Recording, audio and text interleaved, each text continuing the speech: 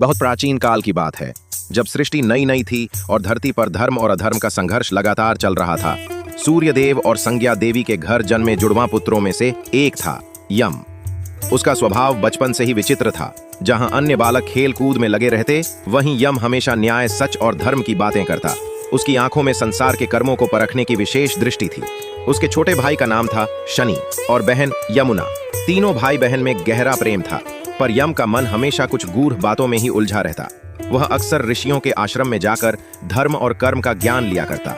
एक दिन गांव में एक चोरी हुई। सब लोग घबराए हुए थे। तभी छोटा सा बालक यम सामने आया। उसने कहा, चोर को सजा नहीं, पश्चाताप दो। यदि उसका मन बदले तो वही असली न्याय है। यह सुनकर देवताओं में हलचल मच गई। ब्रह्मा जी स्वयं प्रकट हुए और बोले, हे यम, तुम में धर्म की सच्ची समझ है। तुम ही बनोगे मृत्यु के बाद आत्माओं का मार्गदर्शक। तुम बनोगे यमराज।